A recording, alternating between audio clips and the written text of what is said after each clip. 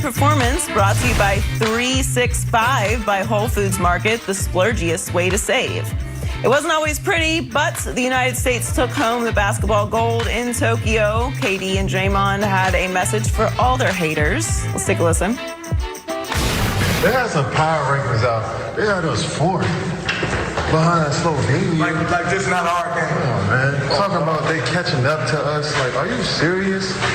This skill is unmatched. You dig? Shout out to everybody that won this gold. Everybody that chipped in and helped out. We're going to the press conference, but I had to talk my real quick. LeVar, what do you make of the message to their doubters?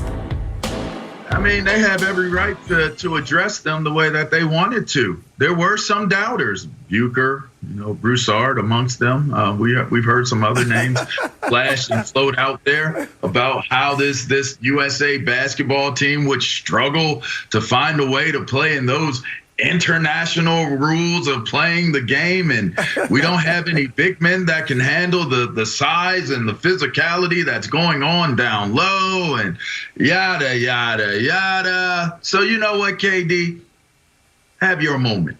You got the gold. You guys redeemed yourself.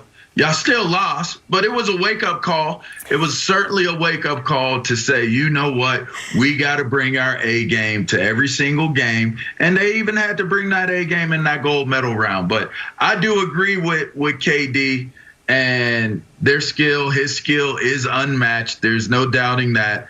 But I ain't going to say, I won't go as far as to say that the world isn't catching up. They are catching up. That the numbers say they are. But talk your S, as you said, KD, talk your S. Hey, I'm not mad at KD at all. And for the record, he wasn't talking about me because I was a soft buy. I was a soft buy, a buy nonetheless, but a soft buy.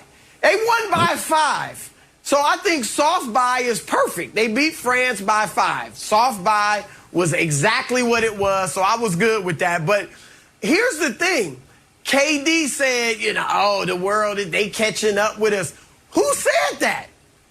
Your own coach, Greg Popovich. He sat in every press conference after every loss and said, they've caught up. It's not surprising anymore when we lose. So you should be talking that. You mentioned Kendrick Perkins. You sent out some tweets and stuff to other people. Your own coach was saying that other countries have caught up, and it's not surprising when you lose. So I do think winning the gold wipes away the ugly memory of losing to Nigeria, who I actually start thinking was actually going to be pretty good. They went 0-3 in the Olympics. All right, they weren't that good. We just didn't play well. We lost to Australia. We'll forgive all that. We'll push all that aside because they did deliver the goal. So congratulations. And KD obviously was fantastic, Joy. No, he's brilliant. He's the best USA men's basketball player in Olympic history. So yeah, he can talk all the noise he wants to. I love it as a petty individual myself. You've got to keep the receipts and remind everybody what they were saying about you a few weeks ago. When we were losing, you had all this stuff to say. What happened now? We got the gold. Now, overall, I think this particular Olympic journey was a good lesson for Team USA basketball, to your point, Chris. Yes, it wasn't the easiest road. Yes, Popovich was saying that the rest of the world is catching up with Team USA. It wasn't the easiest cruise to the gold medal, which I think is great, actually. That makes it competitive. It makes it feel like you really earned it. It means something that you didn't just walk in and dominate. So I love this whole Olympic journey for Team USA, and I have no problem with them. I don't think it's haters. We are allowed to have an opinion after you lose. That's how this whole thing works. Right. Fans are allowed to be like, why are you losing when we're supposed to be the best? Right. It's fair to wonder why and to ask why and to give your opinion why. You go out and win the gold. All right, so we overreacted, okay, and not me. I still thought they were going to win, but I do think that this is overall a good lesson for how we're going to prepare for the next Olympics. Maybe we should take a little note from, I don't know, this other team that won 7 straight golds. 2 of the members of the team have won 5 of them. Diana Taurasi, Sue Bird. they have continuity. We weren't talking about this with USA women's basketball. So this is a good lesson for Team USA's men's basketball. We need to start building some continuity moving into the next Olympics. It obviously still matters to a lot of people if you win the gold and bring the gold home for Team USA, because we have the most talent. And if you have a shaky start, people are going to get nervous. I always thought they were still going to win, but I do think that there are lessons that can be taken out of this particular Team USA basketball journey. But congrats, they won the gold, and they have every right to talk all the trash they want to. I have to be honest, for all the criticism, for all the hand-wringing, for all the nervousness, this was actually fun. This was a lot more fun than when we used to just rout everybody. And I wouldn't even watch the games, because you might watch the first quarter and then it's over. This was exciting.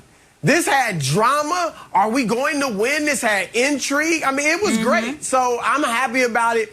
And I do think, look, the world, the entire globe has caught up. I mean, a lot of the best players in the world, Nikola Jokic, Giannis Antetokounmpo, Luka Doncic, they are Joel Embiid. They are from around the world, but no individual country has caught up. So it really shouldn't be this close. I mean, I get it. You can brag, you can gloat because you did win gold, but France had one guy who's ever been an All-Star, Rudy Gobert. We had 9 All-Stars on this Team USA, which is like our B team other than, for about 4 or 5 guys. And so we shouldn't struggle this much. We shouldn't have won by just 5. There should have never been doubt, in the weeks preceding the gold medal game. But, we didn't play as well as we could have, but we did win the gold. So, LeVar, at the end of the day, they can brag. 76ers goal is less to trade Ben Simmons and more to acquire Dame Lillard. Dame was asked about the Blazers offseason. Take a listen. A lot of things that are out of my control.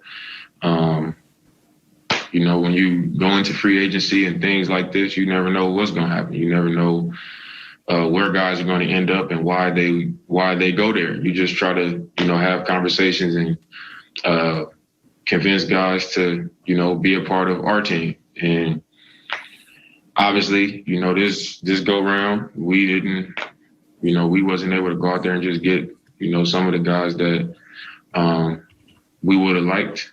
And, you go down the list and you go through the guys that you like that are out there that haven't committed to another team or that was a part of your plans in free agency. And you get the ones that, that want to be a part of what you're doing. And I think that's what we did. He's clearly disappointed, Joy. So Dame's future in Portland is blank. Unstable. Yeah, that wasn't the most enthusiastic response to the offseason moves in Portland that you're going to hear from Dame. But look, Dame has a right to be frustrated. He is the caliber player that he is. He's unquestioned, and his talent, dedication to the sport, to the fan base, to the organization, to the city. He's made it very clear he wants to be loyal, but they've got to put the pieces around him. It's still a team game. He can only do so much. And he's checked every other box, and now he wants to win a championship. That's what they play for, and that's what he wants. Now, is that going to happen in Portland? I don't see it happening. It's not that easy to just dial up superstars to come and play with you. And if he isn't happy with the roster as it is, which it kind of sounds like he isn't, well, there's only so many moves that can be made. There's only so many high caliber players, and they have to be available in free agency. They have to want to come to Portland. It has to be a good fit. There's a lot of moving parts here. This isn't fantasy basketball. I don't know that Dame Lillard is going to finish his career in Portland. I really don't see that. Now, is it going to be after this season? That's what I believe. I think that the moves that could have been made have already been made.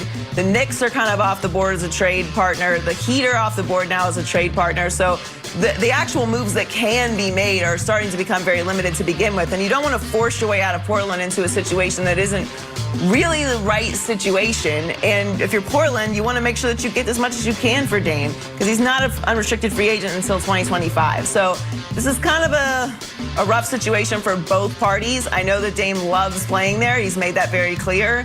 He wants to bring a championship there, and Portland wants to keep Dame, but everybody can't be happy all the time, especially if you're not winning championships, and they've been bounced in the first round of the playoffs for the last 5 seasons. So I don't see Damian Lillard finishing his career in Portland. I don't think that means